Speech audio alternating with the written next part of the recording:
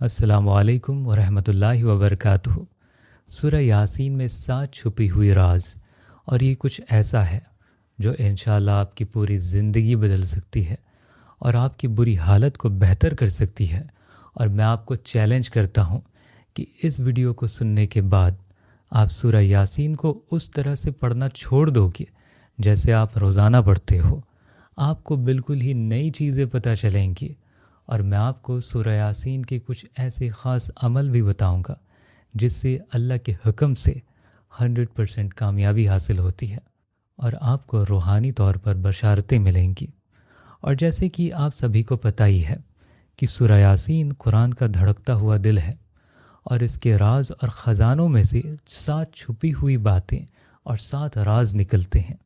تو پہلا راز، بلکہ ان عظیم خزانوں میں سے پہلا خزانہ ہے حاجت پوری کرنا اور مشکلات سے آسانی کرنا۔ یہ تجربے والے اور روحانی لوگوں کے اتفاق سے ہے، بلکہ پوری دنیا میں تجربے کرنے والے لوگوں کے اتفاق سے ہے کہ سورہ یاسین جس بھی چیز پر پڑھی جائے وہ انشاءاللہ پوری ہو جاتی ہے، جس بھی مشکل پر پڑھی جائے وہ انشاءاللہ آسان ہو جاتی ہے، اور جس سخت چیز پر پڑھی جائے وہ انشاءاللہ آسان ہو جاتی ہے۔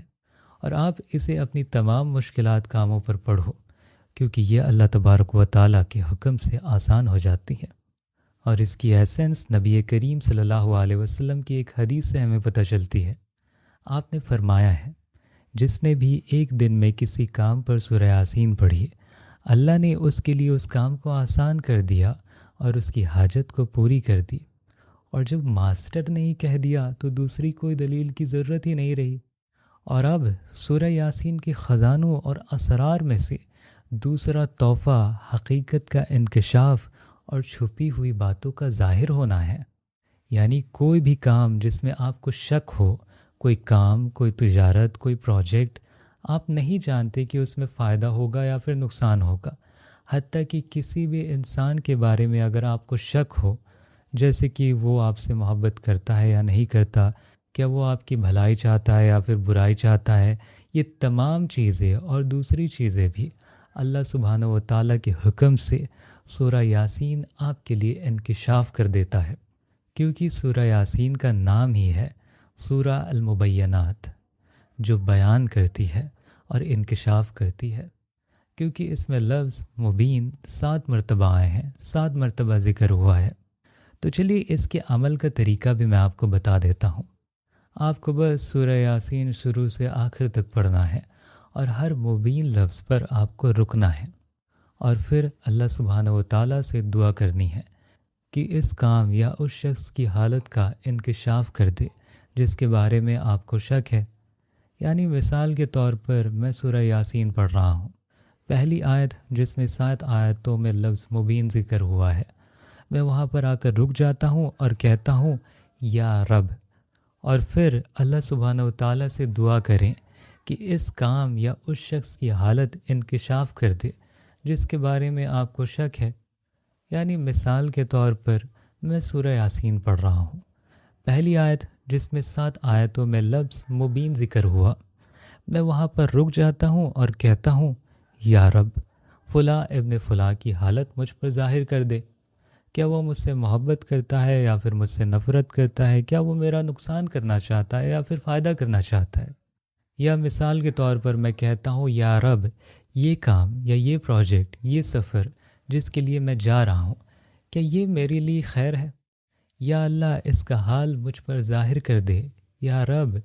اور پھر میں قرات جاری رکھتا ہوں، اور جب دوسرا لفظ مبین آتا ہے وہی دعا میں دوبارہ کرتا ہوں، اور یہاں تک کہ سورہ یاسین کے 7 مبین سے فارغ ہو جاتا ہوں میں، اور پھر سورہ مکمل کرتا ہوں اور کہتا ہوں صدق اللہ العظیم۔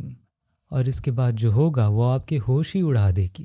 تو 2 چیزیں اس میں ہو سکتی ہیں، یا تو آپ نیند میں خواب دیکھو گے جو اس شخص کی حالت کے بارے میں آپ کو بشارت دے گا جس کے بارے میں آپ نے اللہ سے دعا کی تھی، سوال کی تھی، یا اس چیز کی حالت جس میں آپ نے اللہ سے استخارہ مانگا، آپ نیند میں خواب میں دیکھو گے جو آپ کے لیے حقیقت بیان کرے گا اور انکشاف کرے گا۔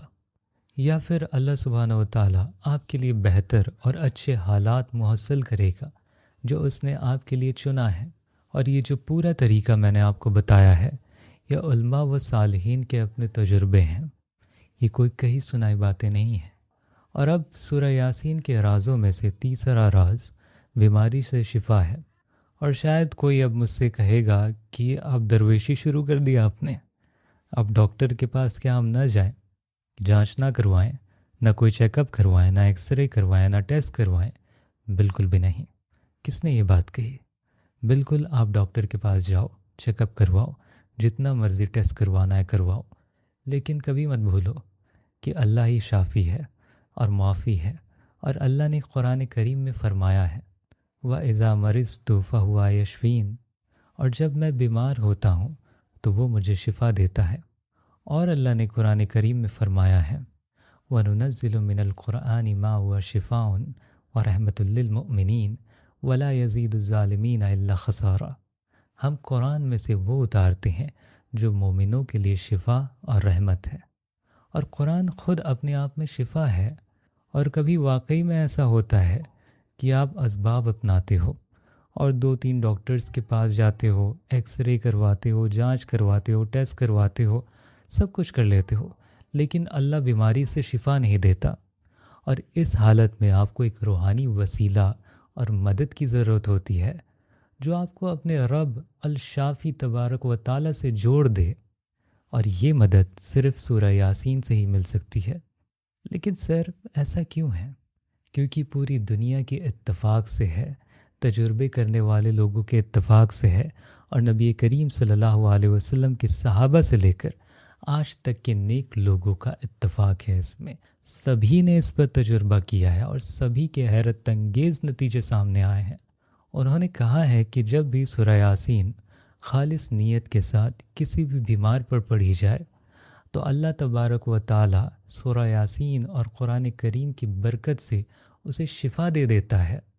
اور اس عظیم سورہ کے رازوں میں سے چوتھا راز یہ ہے کہ اس میں اللہ تبارک و تعالی سے مغفرت مانگنے کا ذریعہ ہے۔ جنہیں گناہوں نے تھکا دیا ہے، جنہیں خطاؤں نے پریشان کر دیا ہے، اور جن کے چہرے پر رزق کے دروازے بند ہو گئے ہیں، اور جنہیں فقر، بدنصیبی اور رکاوٹ نے گھیر لیا ہے، وہ میرے عزیز دھیان دیں۔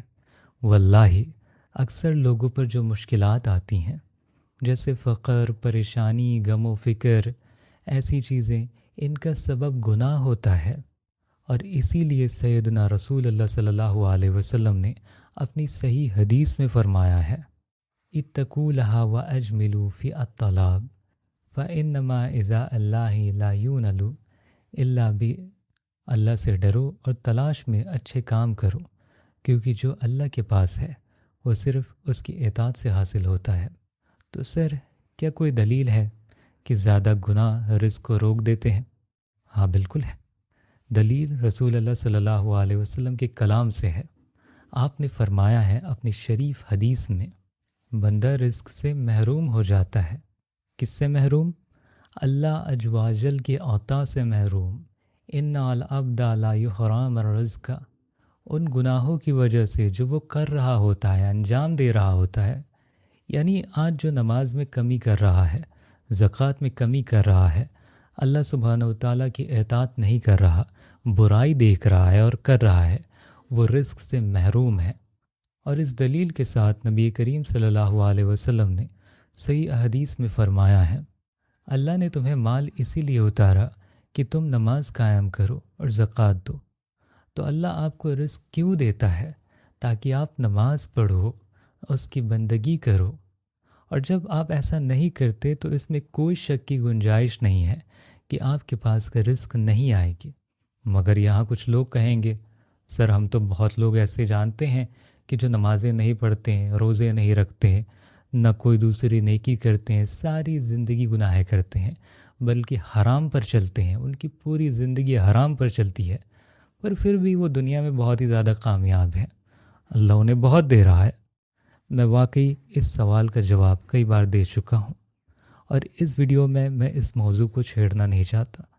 بس آپ اتنا سمجھ لو کہ اللہ جس پر بھی ناراض ہوتا ہے تو اسے حرام کا رزق اور زیادہ بڑھا دیتا ہے اس کا، کہ وہ اور بھی زیادہ حرام میں مبتلا ہو جائے اور آخر میں جہنم اس کا ٹھکانہ ہوگا۔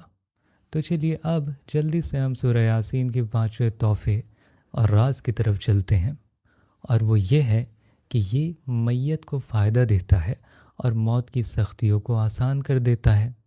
اور اسی لیے عبداللہ ابن عمر رضی اللہ تعالیٰ عنہ اور بہت سارے دوسرے صحابہ اور بڑے آئمہ نے، جیسے کہ امام احمد ابن حنبل نے وصیت کی ہے کہ ہم میت پر انتظار کے وقت سورہ یاسین پڑھیں، کیونکہ یہ ان کے لیے آسانی پیدا کرتا ہے۔ پر صرف انتظار کے وقت ہی نہیں، بلکہ جب انسان مر جائے اور اپنی قبر میں دفن ہو جائے، سب سے عظیم سورہ جو اس پر پڑھی جائے وہ سورہ یاسین ہے۔ اور یہاں سے ایک کافی بڑی ڈیبیٹ بھی چالو ہوتی ہے کہ کیا مرنے کے بعد قرآن پڑھ کر اسے پہنچانا، بخشوانا، کیا اسے فائدہ دیتا ہے؟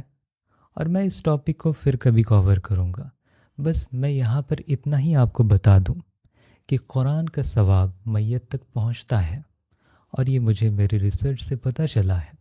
تو اب سورہ یاسین کے رازوں اور تحفوں میں سے چھٹا ہے، اس میں قیامت کے دن شفاعت حاصل ہے۔